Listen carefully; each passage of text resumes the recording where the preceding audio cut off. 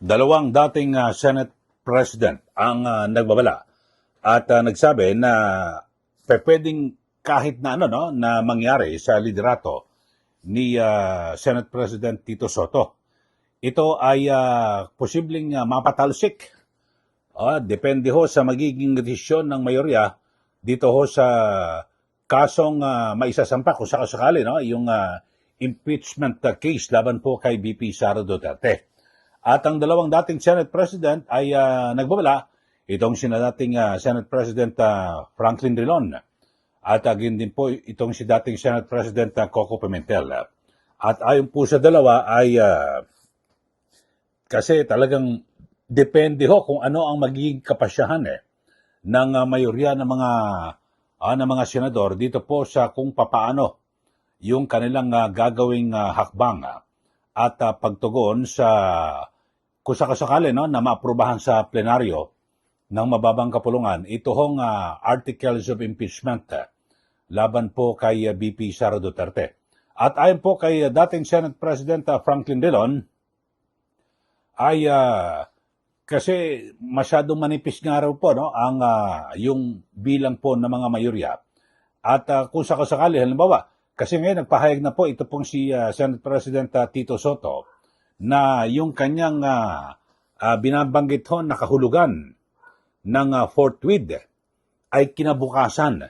So ang binabanggit niya ho, kapag dinala ngayon yung ito hong impeachment complaint diyan po sa Senado, kinabukasan ay agad na raw po nilang sisimulan ito hong proseso ng paglilitis laban po kay VP Sara Duterte. Ibig sabihin po niyan, lilinawin natin, hindi naman agad bukas hearing na paglilitis. Ibig sabihin, kinabukasan ay bubuuhin na po at babalangkasin na yung mga lahat po ng mga preparasyon. At ngayon nga may mga binabanggit na ho na kung saan posibleng June 1 agad na simulan. Ito hong formal na paglilitis laban po kay VP Sara Duterte. So may nabanggit ho dyan itong si Senate President Pro Tempore Ping Lacson na talagang maigpit po na kaalyado ni Senate President Tito Soto. So sabi nila baka June 1 agad na magsimula itong paglilitis laban po kay VP Sara Duterte. So may binabanggit daw silang petsa. At parang sigurado na ho sila na makalulusot po diyan po sa House of Representatives sa plenaryo. Ito hong impeachment complaint at yung magiging committee report ng House Committee on Justice.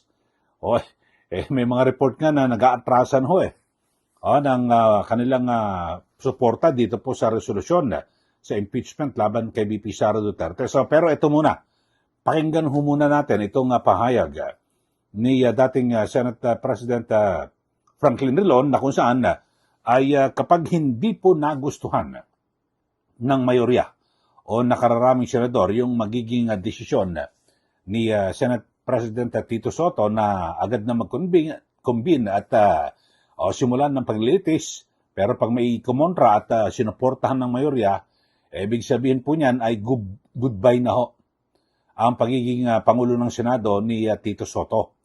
Ito, panoorin niyo po at pakinggan natin ito hong si dating Senate President Drilon sa panayam ni Pinky Webb diyan po sa Billionario News Channel. Ito, panoorin po natin. But the Supreme Court said, no, it's not necessarily so. But they said that it is discretionary and the interpretation of the Senate is superior as to when they will convene. In other words, they recognize the jurisdiction of the Senate insofar as the interpretation of forthwith is concerned. Yeah. So, Senate President Soto said it will be tomorrow. And unless he is overturned by the majority, then the trial will take place. But that is my question, Senator. Is it going to be up to the Senate President to decide now what forthwith is? Because if the Supreme Court says within a reasonable time, which may be longer or shorter depending on the circumstances of each case, that becomes a judgment call of the Senate President. It is a judgment call of the Senate President which can be reversed by the plenary. But until the plenary reverses it, he sets the date. Okay. We start convening tomorrow. if somebody questions it and says you are wrong, Mr. Senate President, if one senator says, and that senator who questioned Senator Soto would have the majority, then Senator Soto can say goodbye to the Senate presidency. So I guess at the end of the day, it's up to the 24 senators. That's correct, Yeah, hindi because lang we po are si an Senate independent President. body. And at least the Supreme Court recognized that the Senate can interpret it in its own discretion. Yeah, because basically there was a ruling also part of it, not in these words, that it's not just up to the Senate President, but the impeachment court itself. Basically saying it's up to all 24 That's of correct. you. That's correct. But the way it is implemented is the Senate President and the majority leader, presumably with the support of the majority, says the trial will take place on June 1 or whatever. Unless the majority of the senators says no, we will hold it in June 1 of next year. That stands. Now, if the majority of the senators says no, it should be on June 1 next year, then that's the end of the Soto presidency. But O yan po ang pahayag ni dating Senate President Franklin Drilon at kanyang binabanggit na kasi bagamat meron na pong naglabas na ho ang Korte Suprema ng desisyon at kanilang interpretasyon dito po sa sinasabing forthwith. At na kung saan ay dapat marami na nagsasabi at nagmamagaling at nagmamatalino na kung saan may mga abogado rin na ganyan kanilang pinupulaan itong desisyon ng Supreme Court dahil sa hindi po sa kanila pabor sa kanilang paniniwala at kinakampihan. Pero ang sabi, maliwanag ko, hindi ako abogado pero ako po ay sumasang-ayon sa naging desisyon ng Korte Suprema ng forthwith. Ibig sabihin reasonabling oras. Hindi naman sinabing kahit na may ginagawa ka, kasi ang ginagawa ho, ang sinasabi ho ng iba, yung mga literal na forthwith, agad-agad, hindi naman pa pwedeng gano'n na, kumbaga sa na kahit may ginagawa ka pang iba, hindi, tapusin lahat yan, ito muna. Dapat meron pong reasonable time. Sabi ng Supreme Court, actually, ang decision, kasi nagtataka ko, mismong mga abogado, ang mga kumikosyon, ay ang sina attorney Mel Santamaria. Ewan ko lang kung sino yung mga naipanalo nitong kaso, no? At iba't iba, sina Coco Pimentel, at iba pa hong mga, sabihin natin, ng mga abogado na kanilang tinutuligsa ito hong desisyon ng Supreme Court. Ang liwanag ho, hindi ako abogado, pero sabi ng Supreme Court, reasonable time. Kasi ibig sabihin, depende yan sa desisyon ng Senado.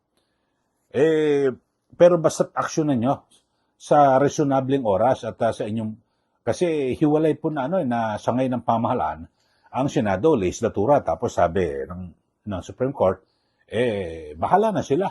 Basta't reasonable time. O, tama naman, ipinaubaya. Ang ibig sabihin po niyan, nasa discretion po ng Senado kung kailan nila sisimulan. Hindi pa pwedeng, pag sinabing forthwith, agad-agad na nakalagay, pag ginagawa kasi iti-translate ka agad sa dictionary, hindi, agad-agad yan, immediately. Hindi. Di ba? Parang diba, may inutos sa'yo. May inutos sa'yo ang magulang mo. Bumili ka ng ganito, kumakain ka punta ka sa grocery, bumili ka ng ganito. Kumakain ka pwede dapat utos sa magulang mo, agad-agad susundin mo, di ba? Yung reasonable time. Pagkatapos mong kamain, tsaka ka punta sa kung saan pinapunta sa department store o kung ano man. Ganun ho yun. Hindi mo naman sinuway, kumbaga sana, sinunod pa rin. Kaya lang, nasa kasagsagan ka ng pagkain di ba? Pwede mo naman sabihin hindi, tapusin ko lang pagkain, tapos punta kagad ako sa department store kung ano yung mga gusto yung pabili. Yun parang ganun ang sinasabi ng Supreme Court. Binigyan ko lang ng ehemplo kasi iba may mga ewan ko sa mga abogado. Dapat nga kayo tagapagtanggol ng Supreme Court Kasi bilang abogado ho kayo, di po ba? At alam nyo naman na kahit na anong mangyari, basta nagdesisyon ng Supreme Court, unbang ko yan, wala akong magagawa. Pero kaya lang, ibang abogado, baka siguro pag silang ginawang justice sa Supreme Court, ewan ko na kung anong sasabihin po nila. Okay, so bukod po, may binabanggit ito si Senate President, dating Senate President Rilon, na ganun ho talaga. Halimbawa ba, may mga senador na nagmosyon na sabihin, hindi, bakit mo minamadali? Yung ano na yan, yung pag-convene at pagtatayo, pagbuo ng impeachment court. Ayaw namin Kailangan ganito alam mo, may magsabi, hindi, sabi ng Supreme Court reasonable time So, tayo dapat magano rito. Ang magpasya kung kailan. Di po ba? Ganun ho yun. Biglang may nagbusyon, biglang kinampihan ng mayorya. At least 13. 13 lang ho. Sabihin na, hindi, tama yung motion ni ganito. Na huwag nating bigla-biglain at madaliin. So, ibig sabihin po niyan, na naigho sila, tapos natalo sa motion, o natalo sa posisyon, itong si Soto, ibig sabihin ho niyan, goodbye na rin po siya sa kanyang pagiging Senate President. Yan po ang paliwanag ni dating Senator Franklin Drilon na naging Pangulo ng Senado. So, yun po, mga kababayan. At sa kabilang banda, may binabanggit din ho itong si dating Senate President Coco Pimentel na kanyang binabanggit na talagang pag nagdesisyon po ang 13, kasi alam niyo, pagpili ng Senate President, simple majority lang ho yan 24 ho sila. So, simple majority, di ba? Pag hinati mo yan, 12-12, may isa mag-13, okay na. Magiging 11 isa 13, kuha na kagad ang liderato. At may maluluklok na bagong Senate President. So sabi po ni Coco Pimentel ay talagang ganun ho, mga kababayan, simple majority. Kasi ngayon, napakanipis ho ng ng agwat ng mayorya at ng minorya. Kasi ho, sa minority block, 10 sila. 10. At 5 ho dyan, yung mga kilalang talagang kaalyado ni Duterte, di ba? Ni dating Pangulong Duterte.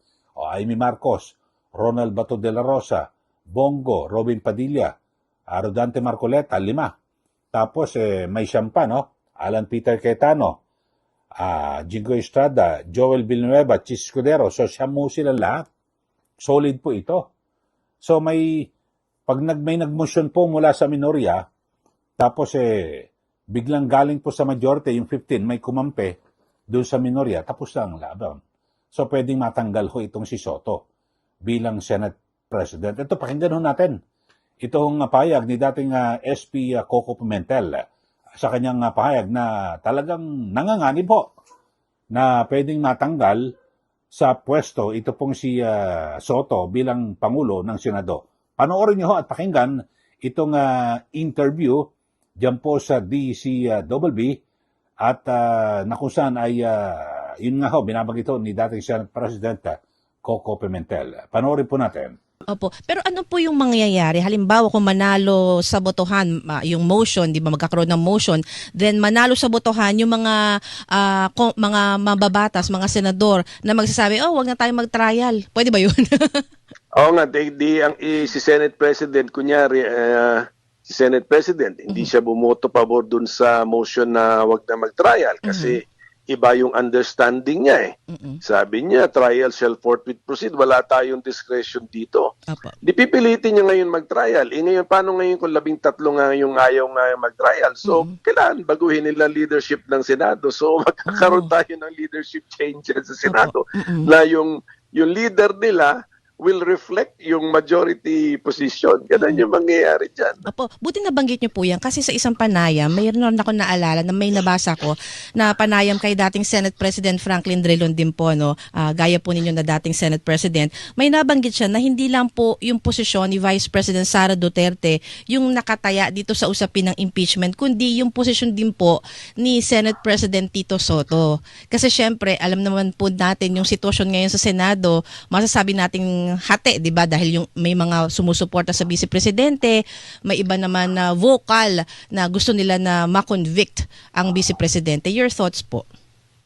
At saka ang laki ng minority ngayon, 15 versus 9 eh. Opo. Mm-mm. Tandaan mo na you only need 13 votes to elect the Senate President or to elect a new Senate President. So kung 9 na yung basis nun, apat na lang, meron na talagang change of leadership. Yan po ang pahayag ni dating Senate President Coco Pimentel. Pakinggan nyo naman ho, mga kababayan.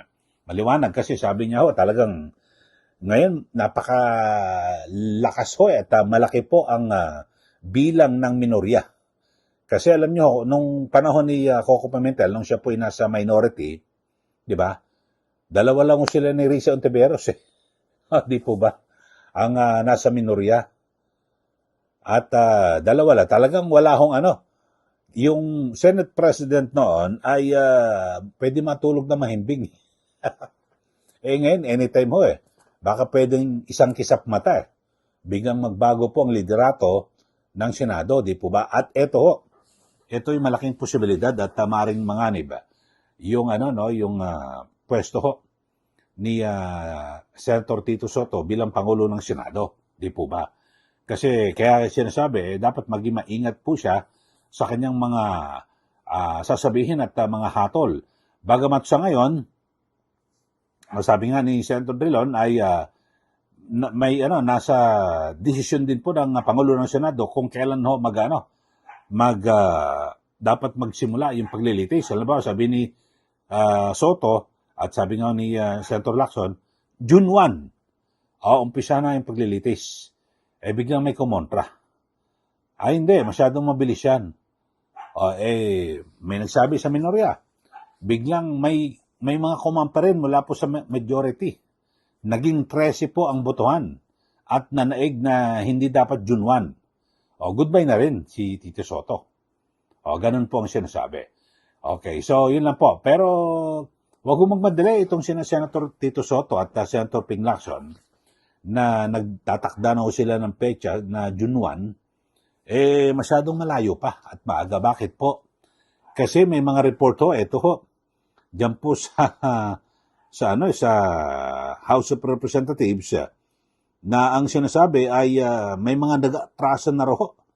Nag-aatrasan daw po ng mga kongresista ang napaulat na para maging co-authors ng Sara Duterte's impeachment bid. Yun ho.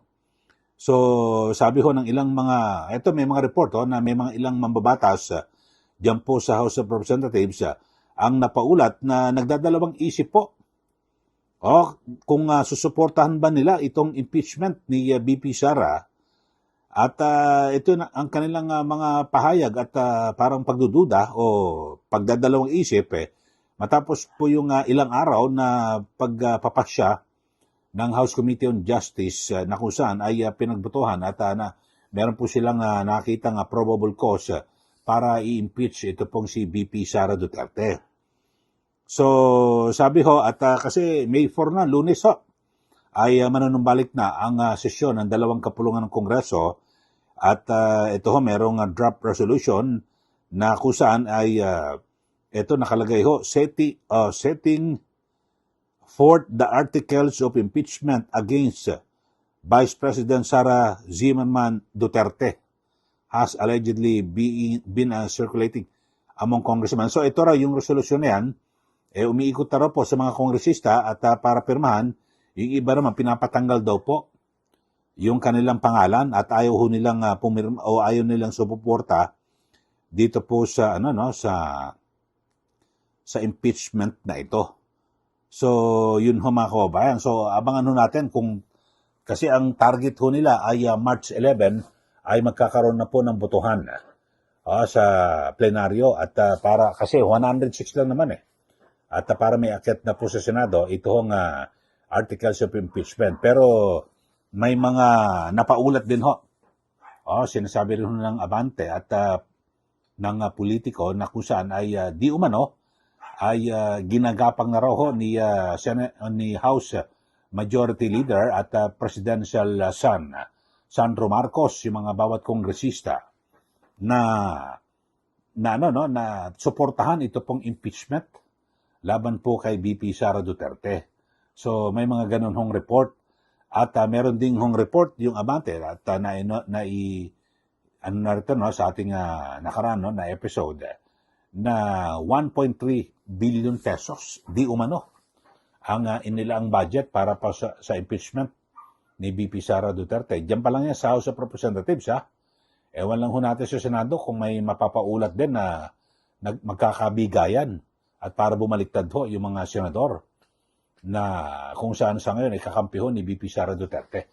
So aabangan ho natin at manonood ho tayo sa mga kilos ho ng mga kongresista. At siyempre, may 11 daw yung butuhan sa plenaryo, kung makaka 106 po sila. Samantalang sa Senado, easy lang ho kayo sa Senado. Nagsasabi na agad si Senator Lacson, June 1 daw, umpisa na yung paglilitis. Easy lang, wala pa ho. Patapusin nyo muna yung botohan sa plenaryo dyan po sa mababang kapulungan ng Kongreso. Kayo ho sa ating mga taga-subaybay, ano po masasabi nyo rito? At ang sinasabi, nanganganib daw na masibak na Senate President itong si Tito Soto kung hindi po siya magiging maingat sa paghawak dito po sa kasong impeachment at magpapadalos-dalos na agad na itakda itong paglilitis, pero kapag yan po ikinontra ng mayorya, matik tanggal na rin po siya sa kanyang pwesto. Yan din po sabi ni dating Senate President Coco Pimentel na masyadong manipis po ang mayorya at madaling maagaw po ng kasalukuyang minorya itong liderato ng Senado. Okay, sige, comment na po kayo at huwag niyo rin po kalimutan na i-like at i-share. Siyempre, sa mga bago lang po, subscribe na po kayo. At para kayo po lagi updated. Sa mga bago lang po sa ating channel, at ganyan din po, sundan nyo rin po yung aking Facebook account, Eli Saludar. Maraming salamat. Muli, ito po si Ka Eli. Magandang araw po sa ating lahat.